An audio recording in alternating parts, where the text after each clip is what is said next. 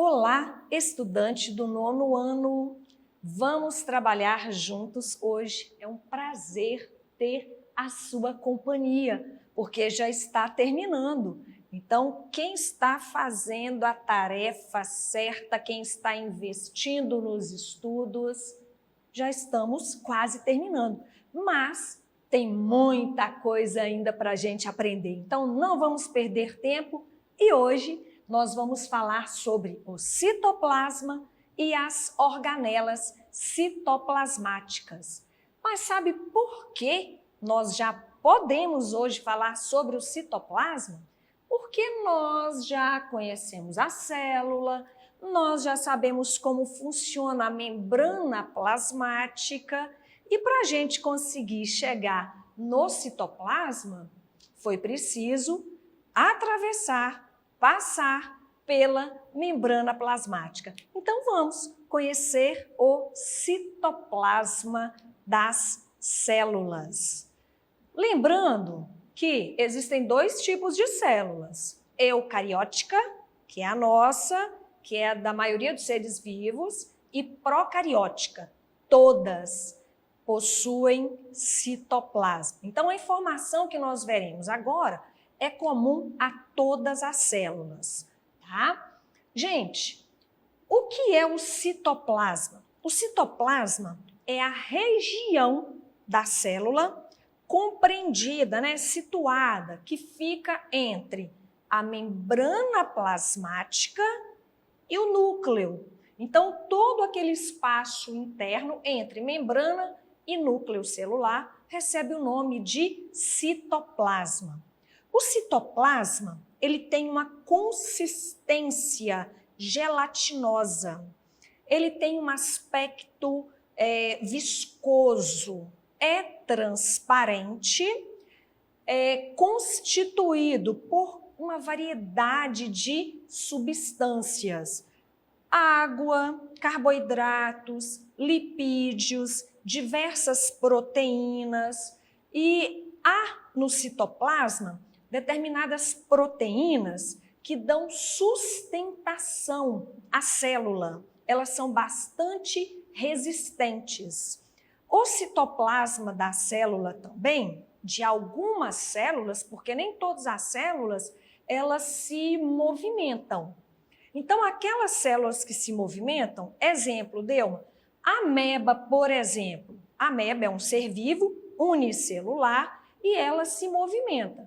Então, o movimento da ameba, lá pelos pseudópodes, ocorre exatamente por causa da consistência que há no citoplasma dessa célula, devido à presença de determinadas proteínas que permitem essa sustentação, que dão esta possibilidade de movimento.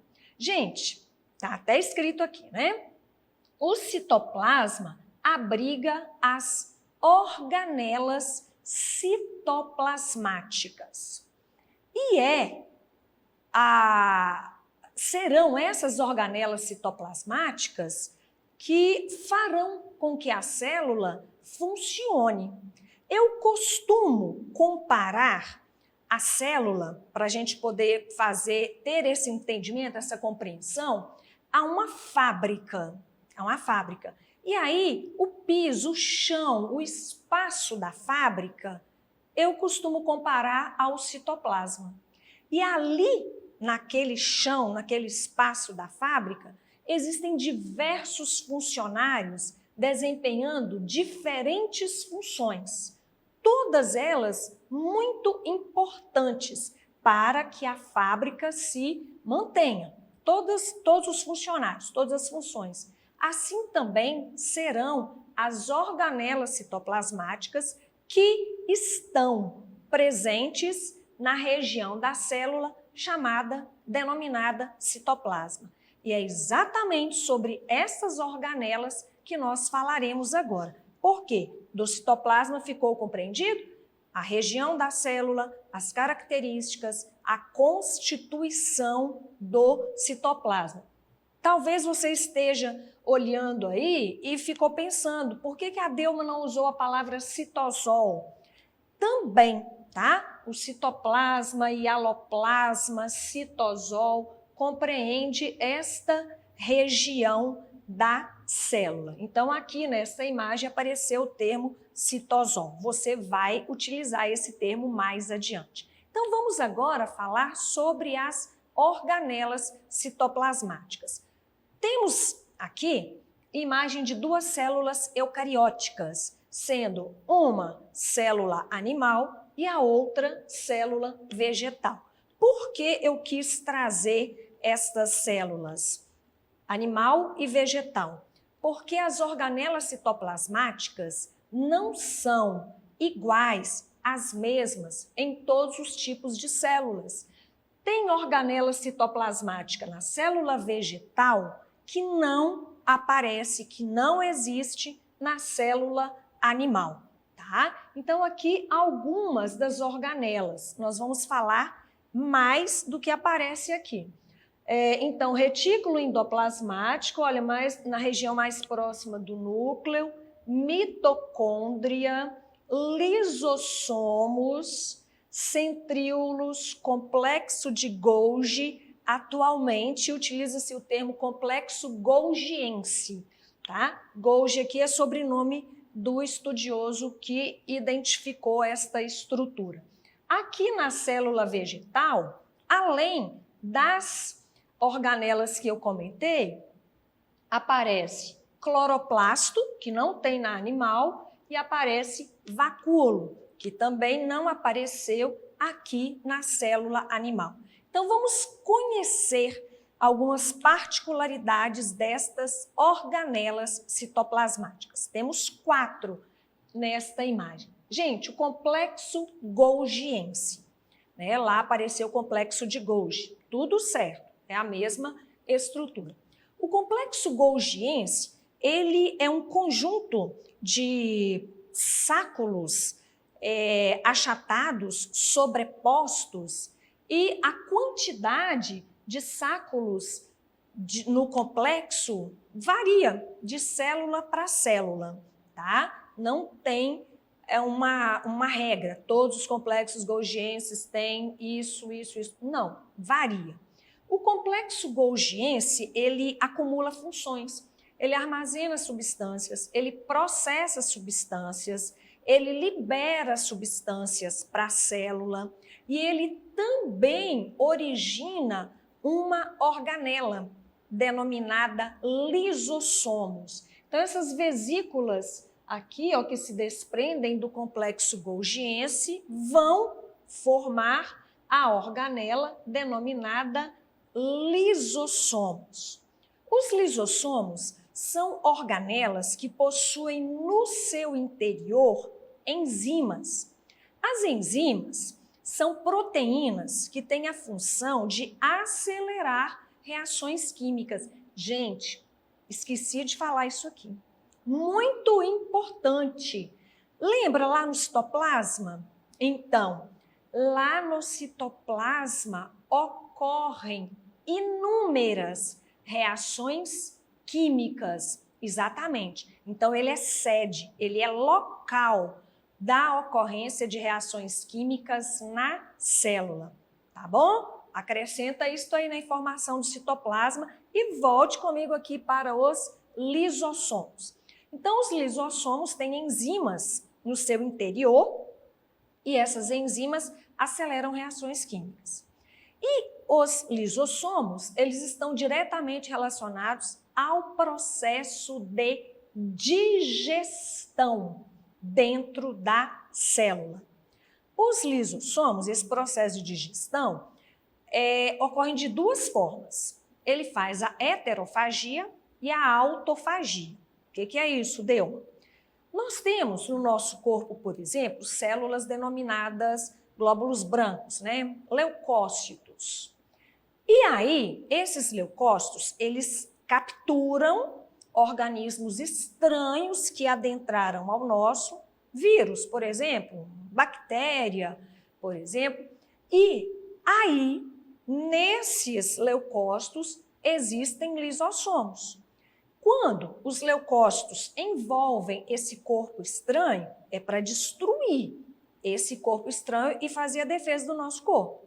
Quem vai atuar nesse processo de destruição? Lisossomo, né? Ele vai fazer uma destruição ali chamada de digestão. Também ele pode fazer, então é de um corpo estranho, né? Uma heterofagia. Mas os lisossomos, eles podem consumir parte do próprio corpo. Às vezes isso é até ruim, mas a gente vai falar aqui agora só de uma parte boa. Você já viu o girino, né? A larva lá do sapo? Tem cauda, mas o sapo, o animal adulto, não tem cauda. O que acontece com a cauda do girino? Ela é consumida, vou dizer, ela é destruída por lisossomos presentes na célula e tem a responsabilidade de fazer isso, tá? Quando a gente estuda lá no sistema reprodutor, que a gente fala da célula espermatozoide, também no espermatozoide tem uma estrutura que tem enzimas digestivas para quando o espermatozoide fecundar o óvulo. Então já temos bastante informações sobre os lisossomos. Centríolos. Em cada célula existe um par de centríolos, tá? Os centríolos, eles ficam sempre mais próximos do núcleo e eles estão diretamente relacionados ao processo de divisão da célula, mitose e meiose. E também a formação de estruturas denominadas cílios e flagelos. Aí eu cito novamente o espermatozoide, o flagelo do espermatozoide, né, a partir de centríolos. Esta outra estrutura, denominada mitocôndria. A mitocôndria, ela é responsável pela produção de energia dentro da célula. Ela é responsável pelo processo de respiração celular, tá? Não confundir com respiração pulmonar. Lá o oxigênio chega nos pulmões e é levado às células. Lá nas células, quem é responsável em receber, em utilizar este oxigênio? Exatamente a organela denominada mitocôndria. Estudantes, por favor, olha, complexo golgiense, centríolos, lisossomos, mitocôndrias presentes em célula eucariótica, tá? Somente em célula eucariótica. Retículo endoplasmático é um conjunto de canais que se espalham pelo citoplasma e se apresentam de duas formas: o retículo endoplasmático liso ou não granuloso e o retículo endoplasmático granuloso. Quem são esses grânulos? Uma outra organela denominada ribossomos. Não confunda com os lisossomos, tá? O retículo endoplasmático, ele transporta substâncias pela célula e ele também sintetiza substâncias na célula. O retículo endoplasmático liso ou não granuloso, ele sintetiza lipídio. O granuloso, ele sintetiza proteína, tá? Então, são duas especialidades de retículo endoplasmático. Já que falamos aqui dos grânulos, vamos falar sobre os ribossomos. E aí eu chamo a sua atenção novamente. A única organela existente em células procarióticas são os ribossomos. Toda célula tem ribossomos, tá? Os ribossomos são estruturas responsáveis pela síntese de proteínas. As nossas células, elas precisam de muita proteína, tá? E quem tem essa responsabilidade são os ribossomos. Por vezes também retículo endoplasmático granuloso, porque eles possuem ribossomos. Então, essas estruturas nós encontraremos nas nossas células também. Por que eu estou dizendo isso? Porque cloroplastos e vacúolo na célula animal nós não encontraremos. Cloroplasto, te lembra alguma palavra relacionada aí a vegetal, clorofila. O cloroplasto é uma organela do grupo dos plastos. E o cloroplasto, ele armazena clorofila. Quem é que tem clorofila? Os seres que fazem fotossíntese, os vegetais e as algas fotossintetizantes. Tá? Então, tem a presença dessa organela. E os vacúolos? Existem vários tipos de vacúolos e os vacúolos, eles armazenam substâncias, tá? Armazena água, armazena amido, onde? No vegetal, tá? Então, olha que incrível, estas estruturas presentes no citoplasma da célula são os funcionários que fazem a célula funcionar. E as células funcionando, o organismo se mantém vivo, se mantém funcionando. Tranquilo? Vamos parar por aqui. Muita informação. Assimile, utilize, aprenda. Para facilitar para você, acesse as nossas atividades na plataforma SMED-GV. Aponte aí a câmera do seu celular no QR Code que aparece no canto da tela. Acesse nossas redes sociais, se inscreva no nosso canal do YouTube SMED-GV e aproveite para aprender. Agradecida pela sua companhia, vou te esperar para a próxima aula. Tchau!